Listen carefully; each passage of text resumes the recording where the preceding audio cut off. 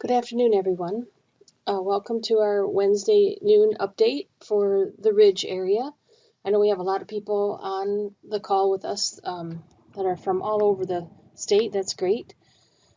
Today, I'm going to start with our typical degree day information, a little weather update, some information about insects to be thinking about, and apple scab update, and a little bit about fire blight, but we have a special guest today. Dr. George Sundin is here, and he's going to share some key things about fire blight that you need to be considering now that we're moving into bloom and there is some rain on the horizon. And Phil Schwalier's here. He will talk about growth stages and bloom thinning and other good things. So to get started, degree day wise, here at the Sparta station, if you start down here at the bottom, I have kind of a running total week to week. You can see here for May 19th, just looking at base 42, which is what we use for some insect development, but also for apple tree development. We are running about 9 days behind. We've kind of been stuck there. We haven't gone any farther behind, which is good, but we're kind of stuck at 9 or 10 days behind normal averages through the 19th of May. That's going to change a little bit as the forecast is going to be for some above normal temperatures, but it probably won't move too fast. And then base 50 is basically for codling moth and a few other insects. San Jose scale uses base 50, base 51, and we're 14 or 15 days behind normal. We caught up a day because of the warm weather there, but just kind of very much behind. And you can see that in insect development for sure this year. So the Sparta station is at 382, base 42. Normally through May 19th, we'd be over 500. And at base 50, we're at 137 as the end of yesterday, Tuesday at midnight. So all the stations are fairly similar if we just look at base 42. The farthest south station that I pay attention to is Standale. And so they're, a couple days ahead of the Ridge, Sparta, the tower here, Sparta North. All these stations that are in the general Ridge area are running about the same. The Clarksville station is slightly ahead, which is pretty typical for that, just a little bit ahead. And then the farthest north station I pay attention to is the one north of Fremont on Baseline Road, and that is 349. So it's probably a day behind the Ridge. Everything's going to catch up pretty quickly with some warm weather, I think. So looking at the weather, it's a forecast from Channel 8, Wood TV 8 here in Grand Rapids. And looks like it's going to be a pretty nice day today, a little breezy. It is, actually the wind has been picking up as the morning's gone on here, so, but going to be clear and sunny. And some nice weather in the forecast for Thursday, Friday. We start to get some rain showers in this forecast into Saturday, with more likely rain on Sunday into Monday. And along with that comes some very warm temperatures and some really nice night temperatures as well. So that's going to push our development. It's also going to create some problems with fire blight, which I'll cover and George will cover more in depth. If I look at the forecast from wonderground.com, it has a little more detail. So here they're calling for about the same for today, 70 for high, 50 for low, my perfect ideal of a day. We're going to get that for a few days here, and it's really nice to see these red bars kind of keep increasing in temperature instead of holding out down here around 50. The dew point's going to follow up with that too, so it might feel a little warm and almost a little sticky on the weekend because we're just not acclimated for 80-degree temperatures yet. But the other thing that this forecast does is show the pretty good chance of rain on Saturday, Sunday, and Monday. I think it's going to be scattered rain from what the forecasts are showing. But this one shows is additional rain on Tuesday, Wednesday, Thursday, Friday, that wasn't in the one from the local weather channel. What I see also here is the black line in this bar here tells you barometric pressure. And so nice high barometric pressure, which is why we're getting clear sunny days for a couple days.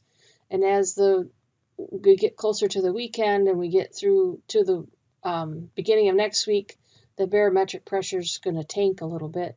And that's where some of that rain's coming from. I haven't looked at the forecast in too much detail, but I assume this is probably some low pressure system that's moving in similar to the one we just had that just kind of sits and spins and doesn't move out. So we get cloudy and rain, off and on rain showers. I don't think this one's going to have nearly as much rain as the last 2 rain events that we had, but certainly it's going to be several days of rain.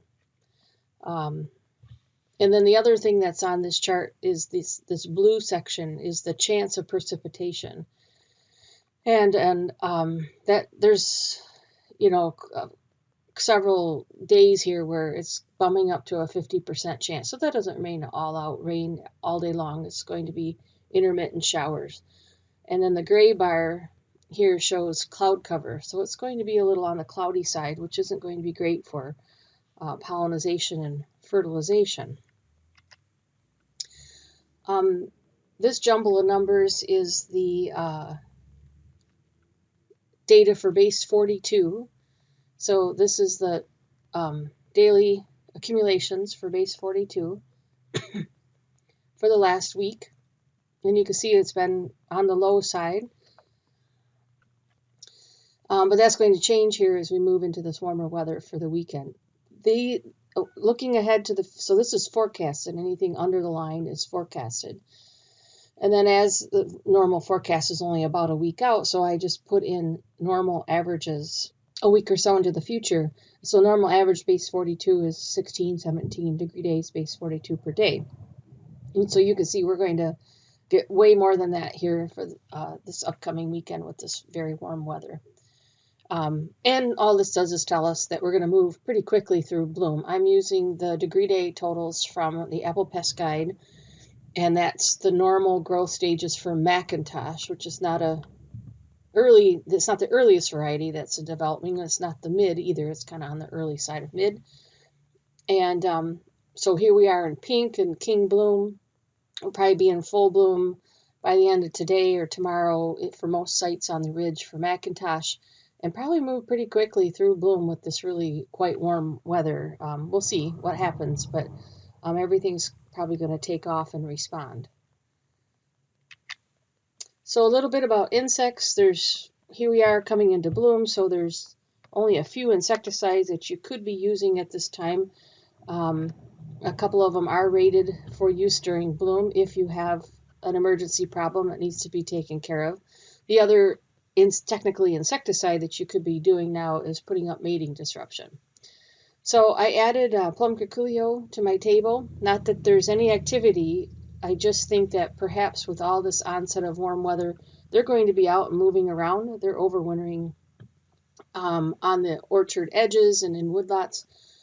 And when it gets warmer, they start moving. And they do need nighttime temperatures over 60 degrees for egg laying. So we're a little ways off from that. They also need small little baby fruits out there as well. So we'll with this warm weather, keep an eye on early developing fruits like plums and maybe a few peaches. So peaches are still in the shuck, so they're not really too susceptible at this time, but plums particularly could have some early damage that we'll want to watch for to give us an indication of what might happen with apples. So if we do move quickly through the growth stages, particularly your petal fall spray does target plum curculio. So it's just like last year. It was cool, and then bloom came and it got warm, and then all the insects started getting active, which is probably going to happen this year. Aphids typically do really well in a cooler spring, I find. They kind of are slow, and then they're there. We're just not really looking for them. And then we get warmer weather and some rapidly expanding shoot growth, which is really favorable for them to feed on. And all of a sudden, there's aphids all over the place. So do keep an eye on aphids. Oblique-banded leaf roller, small, medium-sized larvae are out there. I would say overall, this pest is pretty low for us, but there are some hot spots. And if you know where those were a problem for you last year, you're going to want to be scouting for those here shortly, and you can try to use maybe BT spray. This warm weather would be great for that in and around the rain showers to try and knock back some of these small larvae. Your next chance to go after them is in the summer generation. So these larvae that are out there now will need to pupate and become adults again. Traps go up here around the 1st of June, so it's a little early to find any adults yet, but do be thinking about getting traps ordered and lures ready. San Jose scale are still in their overwintering stage. Nobody in the state has reported adult male flight yet. However, I expect places with high numbers, and in particularly somewhere like Trevor Nichols, where they raise insects for fun, they will have probably report some male flight here, probably with this warmer weather. They do usually start becoming active during apple bloom, so if you're going to trap for them, you probably should get those traps up soon. If you're going to use mating disruption, you need to get that up too. And then typically our next target for spray will be when the crawlers become present again, several weeks now into the from now. So we very little reason to manage them at this time. Oops. Also, Oriental fruit moth has been kind of trying to fly in the cold weather for the past 2 or 3 weeks, and I haven't set a biofix yet for a couple of reasons. One is the numbers are not very high. They're just kind of hit or miss. 2, it's been cold. And then 3, it's early yet. Typically around 300 or 325 degree days, base 45 is when I typically catch first Oriental or set a biofix for Oriental fruit moth. So we're at 272. We're almost there. So I'm guessing by the time this warm weather moves in, our traps are going to take a definite upward trend here with the first couple warm days. And by the weekend, I'll probably have a biofix set. If you're trapping for them, you need to have your traps up right away if you don't. Also, if you're putting up disruption for OFM, say in peaches in particular, you need to get those twisty ties up as soon as you can as well. European red mite, this is one that is, I think, made it through the mild winter very well. I don't see any winter injured eggs, so they look like they're ready to go. And typically around bloom time is when we start getting a little bit of egg hatch, and this warm weather will definitely encourage that. So your petal fall miticide sprays could be very important in 2020 if we have no overwintering egg loss and a big flush of warm weather. Will get everything going at once, so don't wait too long to get a miticide on once your bees are out. For codling moth, nobody's reported any adult flight anywhere in Michigan at this time. And I think some people don't even have their traps up yet, but you should have them up. Typically during bloom is when we will start to catch a few. Usually I catch them between 250 and 370 base 50, an average of 300. So you can see here we're only at 137, so we're just because we're 2 weeks behind. Codling moth will probably be a little bit late in development this year. But you can get your mating disruption up now and certainly have your traps up and ready to go. One thing about codling moth, and a few people have told me they've seen, if they have traps up early, for codling moth and OFM, they've seen gray-banded leaf roller in their traps. This insect we call it false codling moth. It can fool you or can fool the new scout because you find them in a codling moth trap. But they're very different. They look very different than codling moth. You got to look for that copper band at the base of the wings. That's true codling moth. And certainly if you have something that shows up in your trap and you have a question about it, please let me know. Send me a picture or drop off a liner at the house, or we'll figure it out and make sure you know what you're identifying so you make the best biofix. Then the rest of these pests are pretty minor, although I do expect black stem borer to become active with the warm weather. I still think this is a pretty minor pest. I mean, when you have it, it's bad. But when you get black stem borer, you already have trees that are dying for some reason. They're under some kind of stress, stressful enough that they're sending off ethanol, which is attracting the black stem borer to them. So in my humble opinion, I always think the tree's already got 1 foot in the grave by the time black stem borer shows up. But and they don't tend to go to good, healthy trees, so keep your trees healthy. A few tarnished plant bug can be found if you pay attention when you're walking in the orchard to the orchard floor. If there's broadleaf weeds, you might see them hopping around. I keep my eye out for mullein bug, which sometimes can be a problem about once every 10 or 15 years. It will do some damage to fruit, so just keep an eye on it. Spotted tenniform leaf miner is has been kind of a no-show pest for us for the past several years, but you can catch them in your traps if you are looking for them. They've been flying quietly for the last several weeks. Also, green fruitworm. There's some adult flight still out there, a very minor pest for us in tree fruits. Red banded leaf roller seems to not mind the cool weather. They've been flying for about 3 weeks now, and again, I think they'll spike in their numbers too with the warm weather coming up. But a minor pest. Overall, you usually take care of that one when you're spraying for, say, obliques or codling moth. There's enough overlap that you catch those larvae with those other cover sprays. So moving on to scab, this is the table for the Sparta weather station. We've certainly had our share of rain in the last week. I think when we met last week, I told you the next rain events were going to bring us considerable amount of spores, and that turned out to be pretty true. So on the 14th, the rain started in the middle of the night, early morning hours, went all through the 14th and into noontime on the 15th, so 32 hours of wetting. Pretty cool temperatures, a couple inches of rain at Sparta. Some other stations had higher or lower. Heavy infection there, and I had 21,630 spores. I checked them in the afternoon on the 14th, when it got a little break in between the rain, and really actually before the really heavy rain came. And there were over 17,000 spores then. And then after things all dried out on the 15th, I checked them again, and there were another 4,500 spores for a total of 21,000 plus. So a pretty big spore discharge, and not surprised by that at all. It's the right time for us to get the biggest spore numbers, that tight cluster to petal fall stage, and it had been dry for quite a while, so they were all mature and ready to go and be discharged.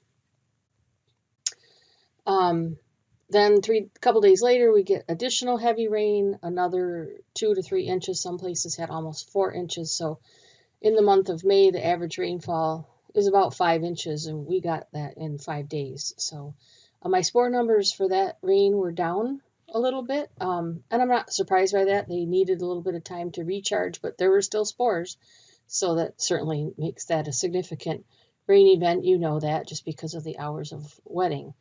One thing I wanted to point out is this heavy infection back on the 28th. Now we should be starting to see lesions from that. That was a difficult one, 3 inches of rain as well, and really hard to stay covered up for. So if something snuck through on you, particularly in varieties that are highly susceptible to scab like Max or Jersey Max, you'll want to start watching for that, because these now are present and they could be giving off conidia or secondary spores that just add more fuel to the fire, if you will, for future apple scab infections. I have seen the lesions from this early infection on green tip. They're on the back side of the spur leaves because that was really all that was exposed at the time. So this is the output from RimPro, which I've shown you in the past, and a couple things here. So this was that heavy rain on the 14th, and you can see all these little yellow bars here are the actual estimated spore release from RimPro. So there's a pretty big number. These bars go pretty high comparatively to previous rain events where they're lower. And then follow up. So this was probably the 17,000 spores. This was most likely the 4,500 that I caught on the second day of that the rain event. That was the 15th.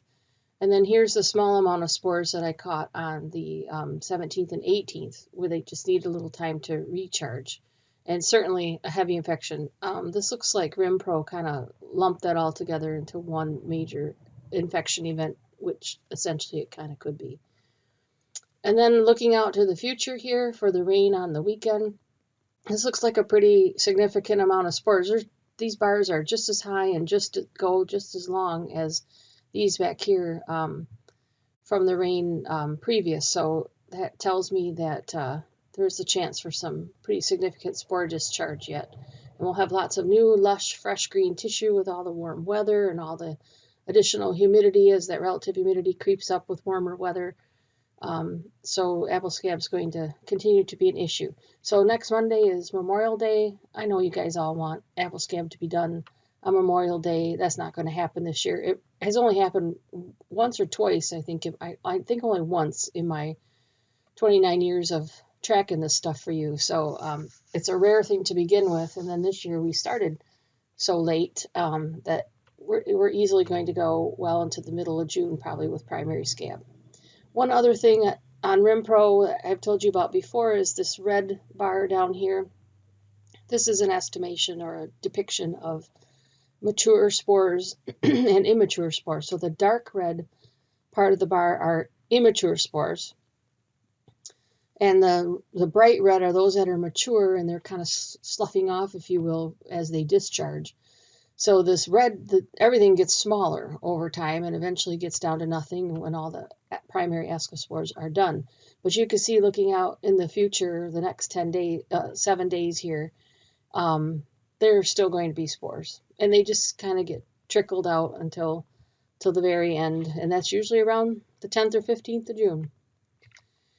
I included, I wanted to go back.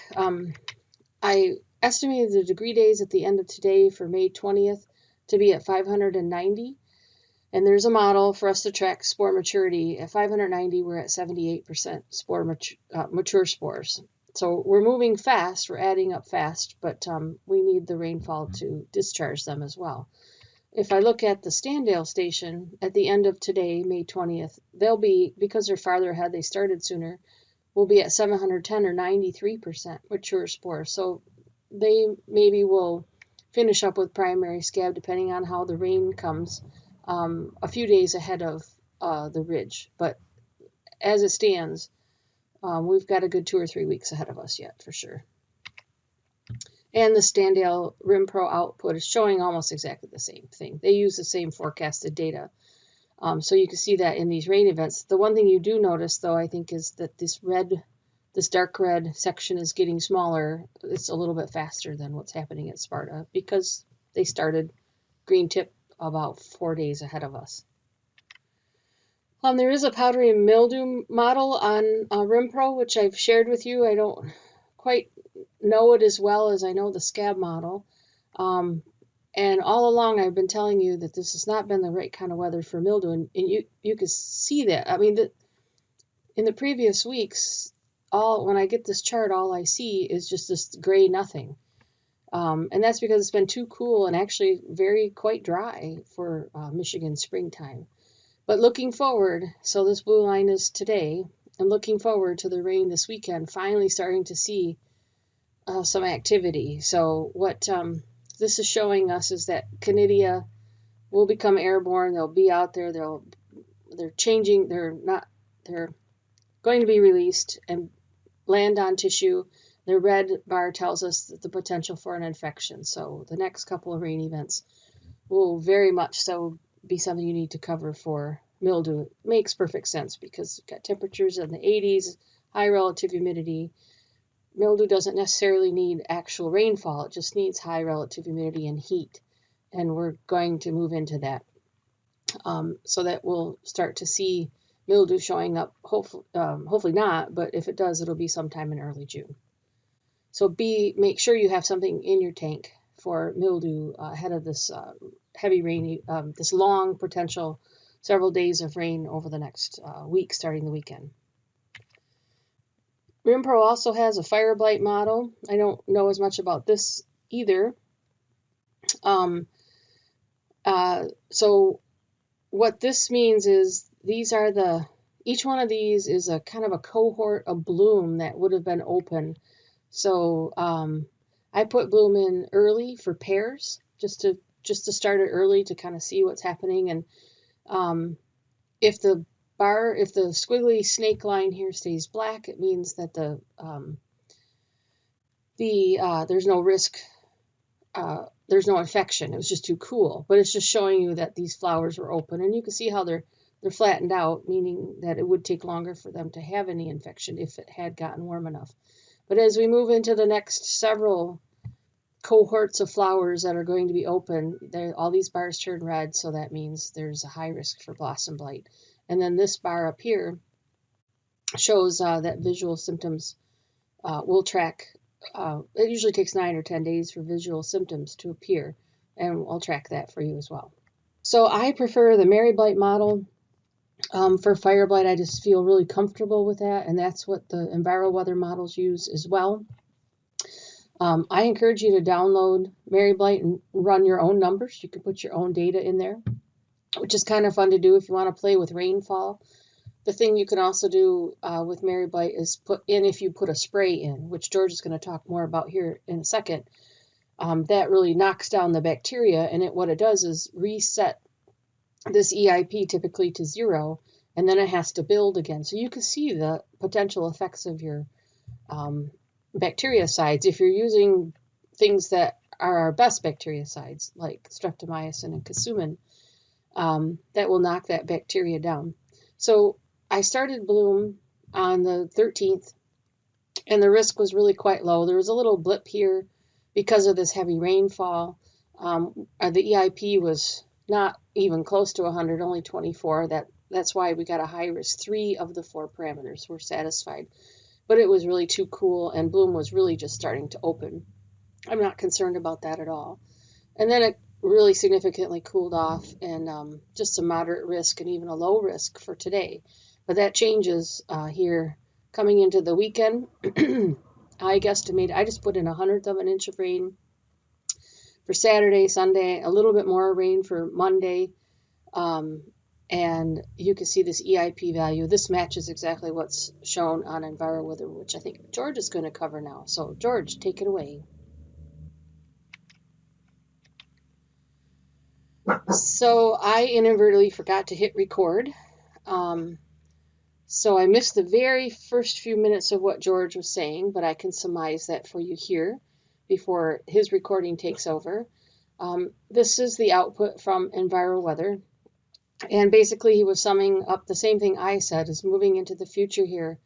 As bloom opens, it's going to be quickly infested and the bacteria will quickly multiply. So his biggest recommendation that I missed in not hitting record was that he suggested that you put your first application of bactericide on before Saturday's rains get started. So knock this bacterial number down, maybe even to 0, so that you have lesser of an effect moving forward here when we get into heavier rain, potentially on Monday and Tuesday. And it looks like there's going to be kind of spotty showers throughout the week, or the weekend, not big gully washers like we had a week ago. But the biggest message was to get that bactericide on ahead of this rain event. I'm going to end this now, and now George will take over. It'll be a little disjointed. I apologize for that. I am not a video technician. Scala, and these are high temperatures for the days. This was work we did with Emily Pochabe at the Northwest Station, and these temperatures are all in line with what we're going to experience coming up, and then this weekend it's actually going to get warmer. But what you see is that when we've got high temperatures in this area, we can get massive increases in populations within a day. So these samples are taken each day. We start at about 1,000 per flower. We can go from 1,000 to 1,000,000 over one day period. And so that's the potential that we're going to see coming up this weekend. Very quickly, populations are going to build up.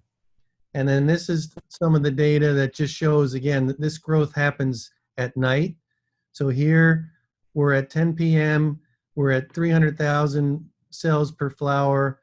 By 2 a.m., we've ramped that up tenfold to 3 million cells per flower. And so the combination of as the night goes on, you get dew forming on the flower, you get free moisture that stimulates growth, and then the warmer temperatures that we're going to have, 64-degree low is ideal for the fire blight pathogen to be growing very quickly overnight. Okay, and again, as we come out of bloom and we start getting shoot growth occurring, and I'm going to talk about Apogee Actigard at the end here. The big issue is the ooze that comes from blossom blight. Well, there's two issues. One is ooze that can spread the disease, and the second is you get blossom blight, and that gives the bacteria a chance to get inside the tree, and they're going to move towards the central leader of your trees, and that's going to be a huge issue for you. Okay, so we think about what antibiotics we're going to use. Well, I've been saying again for several years that if the EIP is above 70, you only want to consider streptomycin or Coumadin. If you've got streptomycin resistance, then you want to be using Coumadin. Here's experiments that we did where we applied antibiotics by air blast 4 hours before we inoculated trees with the pathogen. This is a pathogen growing where we just applied water. And so this is the same thing that I showed you before. We can get these big increases in population occurring. And then this is the kind of the window here. If the population is above 100,000, a million, that's the window where infection occurs very readily. If we keep the populations below that number and typically down a bit further down, that's where we're not getting infection occurring. So these are the lines where if we had applied Coumadin or streptomycin, you see you get a nice kill of the bacteria. You get a little bit of recovery, but these populations are really low. They're not at threat for disease. So that's great. If we apply oxytetracycline, you see we're not getting anything occurring in terms of effect on the population. And again, those populations are in the window of infection. And with this weekend's conditions coming up, definitely that's not going to be helpful. You want reduction of these populations on your flowers. And just the data, if the populations are there at some level and you apply the antibiotic afterwards, we still get that reduction with strep or Coumadin. And again, with Oxytet, we really don't. We're right by this window of infection. Okay. So this weekend on the ridge, high EIPs, streptomycin and Coumadin are the antibiotics of choice. If we've diagnosed streptomycin resistance on your farm or in your immediate vicinity, then Coumadin is the antibiotic you want to be using. I would get the first application on Saturday before the little spotty showers that are coming through. If it's a minimal kind of rain event, that should still last you into Sunday. You'd probably be wanting to put the next application on Sunday evening, Sunday late afternoon, evening. Again, I prefer now that you apply these things late afternoon, evening, rather than the next morning, because you want to hit these populations before they get a chance to grow again overnight. We want to keep the number of applications to 3 or less. In some years, depending on how things shape up this year in terms of how long bloom is, and as we go, you might need more than 3. Potentially, we're looking at Friday, Sunday, maybe Monday, Tuesday, again, putting one more on, and that should get you on the ridge, get you through bloom. Now, if you're in West Central, more like Hart area, or North Benzie, you're going to come into bloom later. There's still going to be warm temperatures are forecast next week in the 70s. I don't think the risk is going to be as high, but your EIPs may be approaching 100 or more. So you're still going to be at a good risk of infection. And we can revisit that as it's happening. Okay, and then coming out of bloom, again, shoot blight, movement of the pathogen to the central leader. We want to really inhibit that. We've been talking about, for high density plantings, using 2 ounces of Apogee plus 1 ounce of Actigard. And these are experiments done by my group here in East Lansing, Carrick Cox's at Cornell last year. Our pressure for shoot blight was not as high last year, but this 2 ounce Apogee plus 1 ounce Actigard has been working very well for us. And Carrick didn't even tell me he was doing these, so he independently verified that this is a really excellent treatment for shoot blight development. So here, he's got much higher pressure. These were all done on Gala. He's got about 55% shoot infection in untreated, and he's knocked that down to 5% or less. These were 2 separate experiments he did. So he got, again, really a good control with this 2+1. And the other thing is the 2+1 will give you a chance to get infections pruned out because the infections will proceed more slowly down the chute. It will give you a chance to get that pruned out before the pathogen can reach the central leader. And so that's the goal, of course, is keeping it out of the central leader of the tree. Now, I do want to emphasize this is some kind of synergistic response we're observing. So if we use 2 ounces of Apogee alone or 1 ounce of Actigard alone, we don't get that control that we get with the mixture. So you can't, in this case, you can't use either one by itself. You've got to put them together to get the best control. And you may want to add more Apogee. I mean, the infection pressure is high this year. You can add more Apogee, that's fine. What I've designed with this 2+1 is to give you the best growth you can get while also maximizing fire blight control. Of course, the more Apogee you add is going to even increase your control even better, but it will lead to some growth inhibition. Now for this schedule, we'd start at King Bloom Petal Fall, so that will be occurring this weekend, and then we repeat that on a 7 to 8 day schedule. We put on 3 to 4. In our trials, we usually put on 4 total applications. If we get into hot, dry weather, then further applications are not needed. If it's continuing to be, though, in the 70s with rain, you might want to add a 5th application. This will take you, with the 4, this is going to take you into mid to late June. You might want to go another week. Just depends on what the situation's happening as you're going. Again, if it's hot and dry, then it's going to be non-conducive to spread of fire blight. And then once you stop applications, you still might get a couple strikes here or there in July that initiate in July. Those can be pruned out too before they don't usually move as quickly at that point late in the season. Those can be pruned out. The goal of this program is to take us through into mid to late June. Again, we don't want to be getting shoot blight early on in the season. So any shoot blight that occurs, say in late May to the beginning of June, that's a huge risk because those shoots are going to be oozing and you're going to get a lot of secondary spread. And that's what you're trying to avoid.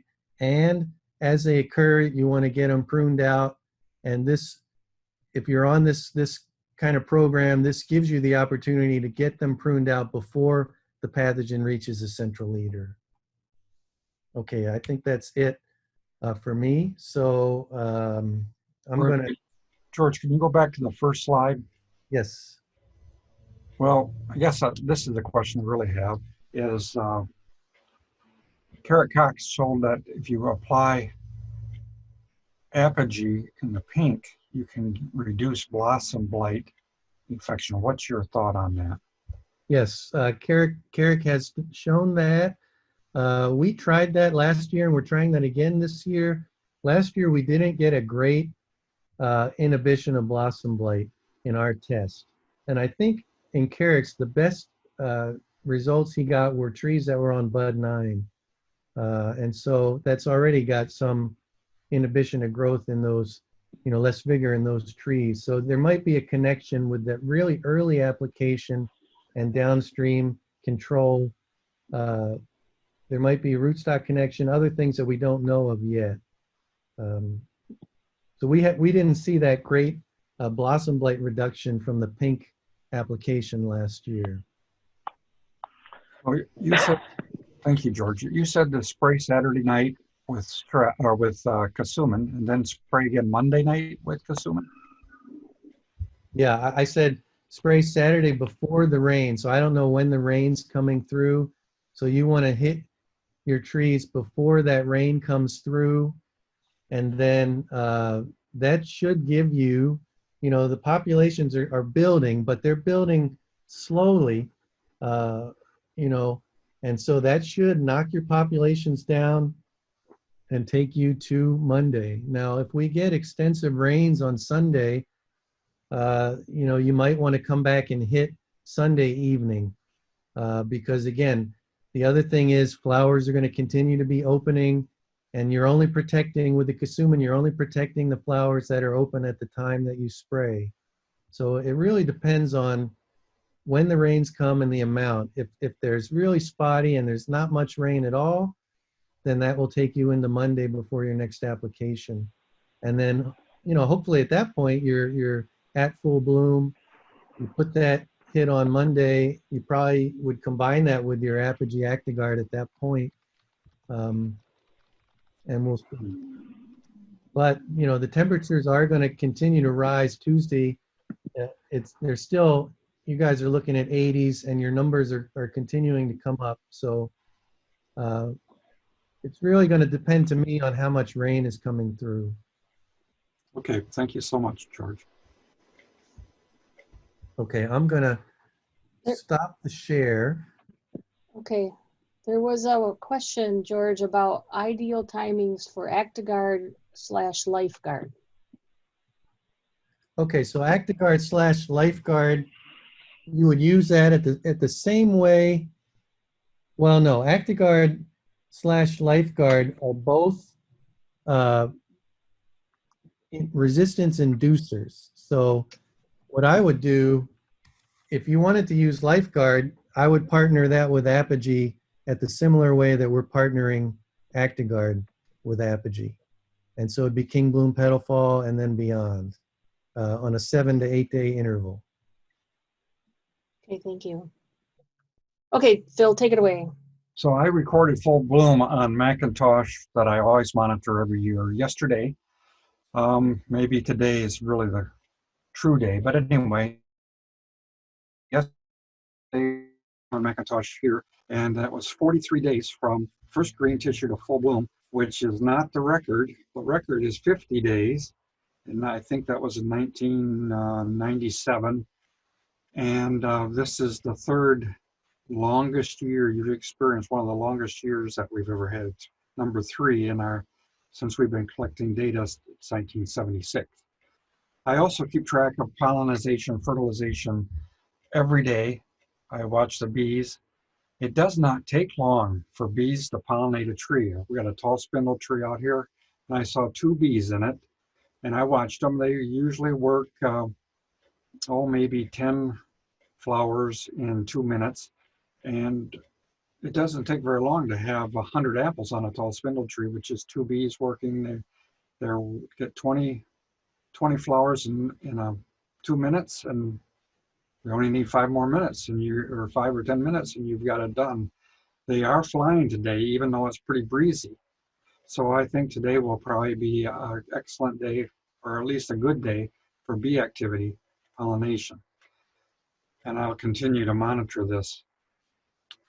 I did want to re-emphasize that now we are at maybe almost King Bloom on Honeycrisp, and now is the time to get that Apogee on to help reduce the development of Honeycrisp the development of Bitter Pit to Honeycrisp. We want to have that Apogee on early. I think that controls shoot growth, and that helps with levels of calcium in the fruit. So we're right at King Bloom Petal Fall. coming up here in the next 24 hours or less. And now is the time to put all your apogee on. I want to go on to flower bud initiation that Polly has developed over the past few years at Cornell.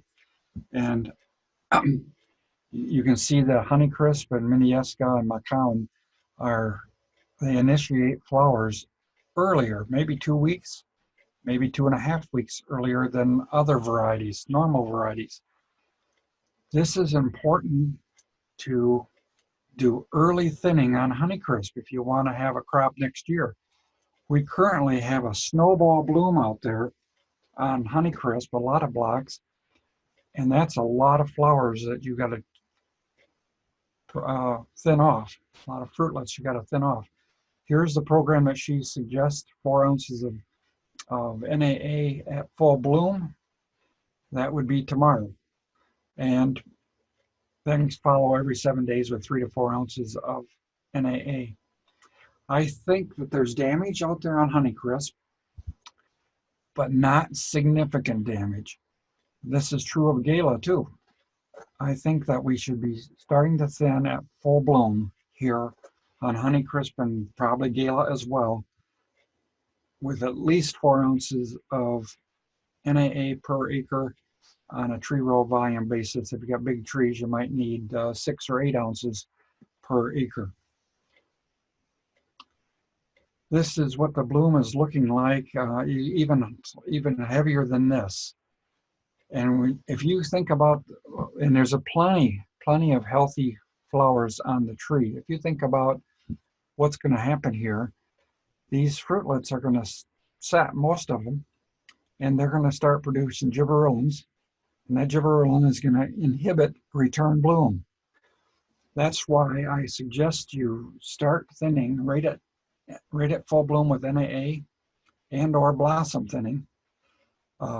Or NAD would also be a choice to help knock down the number of fruitlets and get the seed numbers down so we don't overwhelm the tree with gibberellins and reduce our return bloom. You've got a number of materials you can use during bloom. Maxcel helps cell division, and it's a mild thinner. However, usually you get 2 or 3% thinning with it, but it might make things easier to see when you get out to 8 to 10 millimeters. You can use NAA or NAD, also mild thinner, and helps with return bloom. The other one is Promlin, which helps with cell division and can increase set. If you use it in the beginning of the bloom period, maybe king bloom period, it will increase fruit set. If you use it again during the thinning period, we think it will thin. During the bloom period, we think it will thin somewhat. So you get sort of a multiple thing going on there with Promlin. Lime sulfur and oil and ATS are the 2 materials I wanted to talk about with blossom thinning. We have been doing blossom thinning on Gala the last few years, and this is from last year where we had lime sulfur and oil, that middle green bar, and that thinned really quite nicely for us. Our target load was 75 fruits per tree, and you can see the untreated check had 115 fruits per tree. And so the lime sulfur and oil that we put on during bloom 2 sprays in this case thinned them right down to near our target load. This is something to consider on Honeycrisp this year because of the massive amount of flowers out there and potential seeds out there that will help you reduce the crop load early and get the gibberellin levels down in the tree to have a return bloom. We used ATS last year, the first blue bar. That also did some good thinning. The ATS is not as strong a thinner as lime sulfur oil.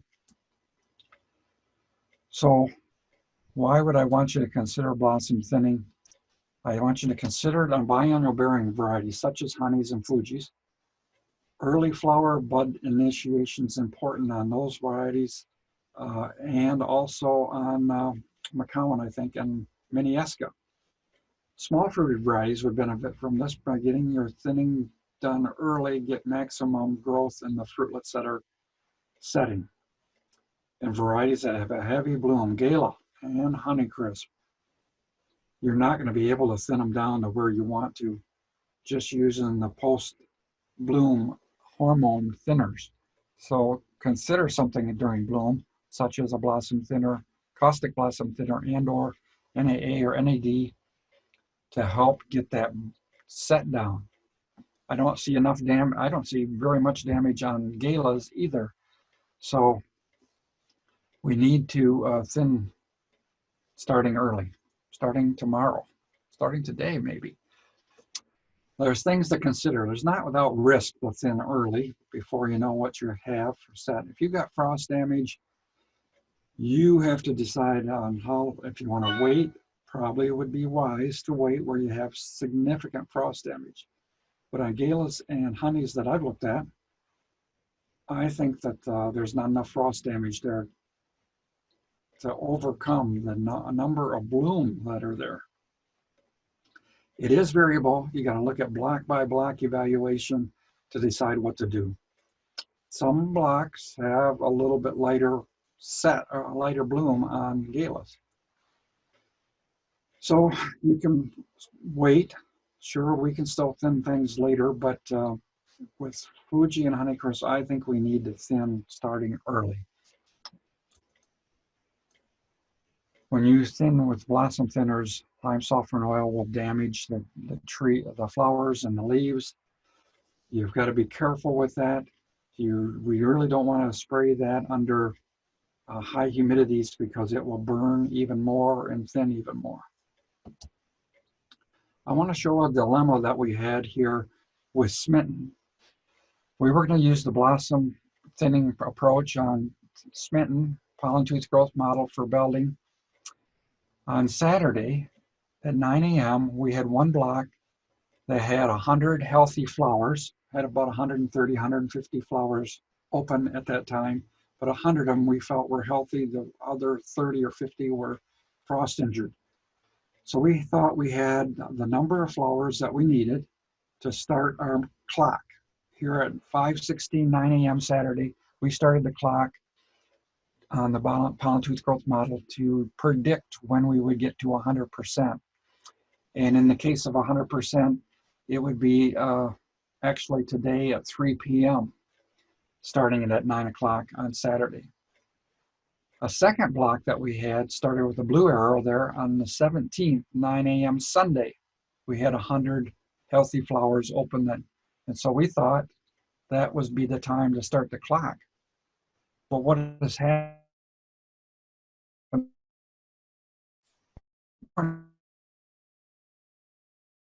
Rain or wind. So we really had no bee activity all the way up until Tuesday. We have a dilemma here. When do we actually start the clock on the second block because of the adverse conditions? So I'm suggesting that we start the clock on Tuesday. However, probably the smartest thing to do would be to not use blossom thinners on this block. On the first block, the one that's 5:16, if we're using ATS, we want to start thinning between 60 and 70% prediction of the 100% model.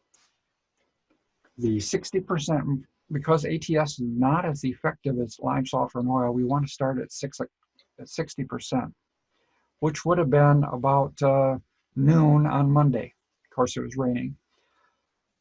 If we're using lime softener oil, then we'd want to start at the 100%, which would be at 3 o'clock this afternoon.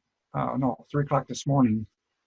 Of course, you'd have to wait until daybreak to put that on. So ATS does not work as strongly as lime softener oil, and we have to spray at 60 to 70% of the pollen tooth growth model prediction. Here's where we are at Sparta. Starting on Gala, we started Gala on Wednesday, that's today at 8 a.m. We thought we had 100 healthy flowers open, and we're currently at 3 or 5% of the way to 100% fertilization of the pollen tooth growth. And as I said, we're gonna have to spray 60 or 70%. That would be on Friday. Friday morning, we go out and spray on these galas with lime sulfur, or excuse me, ATS. And if we're using lime sulfur and oil, we'd wait until Friday evening. Probably I'd spray around 6 o'clock if it's not too high humidity. The last thing is king bloom and petal fall. The trees and the flowers and the fruitlets are not very sensitive to thinning. And so we can put on these NAA, NAD sprays right during bloom, and we probably won't see much thinning. But once you get to the 6 millimeter stage, then you start becoming effective in your thinnings. That's going to be next week, probably the end of next week on some of the early varieties. And next weekend, not this coming weekend, but the weekend after that on maybe mid-season varieties. I want to end with a tree row volume calculation. I told you I was going to do that this week. Polly introduced this to us last year, and this is how it works. You take the tree height times the tree width, not the row spacing, not the tree spacing, the tree width, the width of the canopy. And you multiply it times those factors, and then you use the row spacing, and that you divide by the row spacing times 1,000. So let me just show you a couple things. Here is a narrow tree tall spindle. It's 11 feet tall, it's 3.5 feet wide, and it's a 12-foot row spacing. The width of the tree is 3.5 feet. That is a 98 gallon per acre tree right there. This block, it's 98 gallons of water. So we spray it with 100 gallons of water, and that's right at the right level. If we were using 7+ Maxell, we'd use 1 pint plus 64 ounces per 100 and put 100 gallons of water on per acre. Here's a second example. Here's a tall spindle, but now the tree width is 6 foot wide, 13 feet tall, a 12-foot row spacing again. That, if you do the calculations, 198 gallons per acre.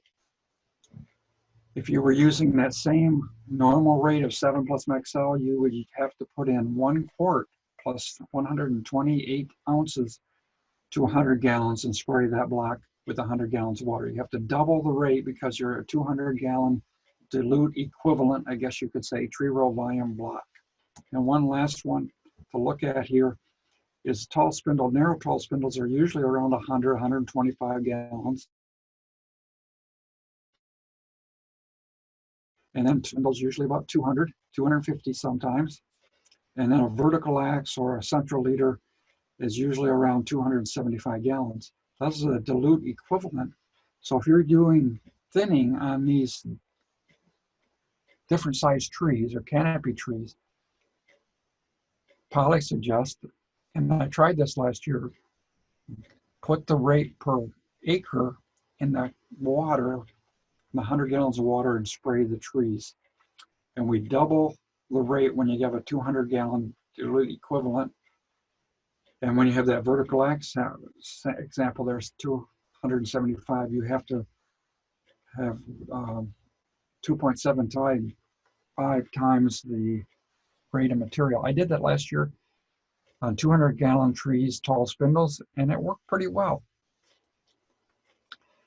I told you about lime sulfur before, but the rate we suggest is 2.5 gallons per 100 plus 2 gallons of spray oil per 100. And be careful if you got capped in on your trees. ATS, we have suggested 1.5 gallons, but Cornell suggests 2.5 gallons per acre. So we're going to try 2.5 gallons this year, especially on Gales and Honeycrisp because of the extreme heavy bloom. So a reminder, this weekend spray, you're going to have fire blight, you got to deal with scab, mildew. You're going to want to do some thinning with NAA or NAD. And you can maybe want to put your Apogee on and your nutritionals and your surfactants and all that kind of stuff. take care on mixing too many products. I sort of listed these in what I consider the priority for what needs to be controlled or what needs to be dealt with. The surfactants are probably not important except for Apogee. And the nutritionals are probably not important, not as much as Firebite, Scab, Mildew, Thinning, and Apogee. And then after that, come back with the nutritionals in the next spray when you don't have all this stuff in the tank. You gotta leave room for water in the tank. Something's coming up, root pruning and provide at pedal fall, etc., and feathering trees and leaders. So I'd like to end right there and we can take questions.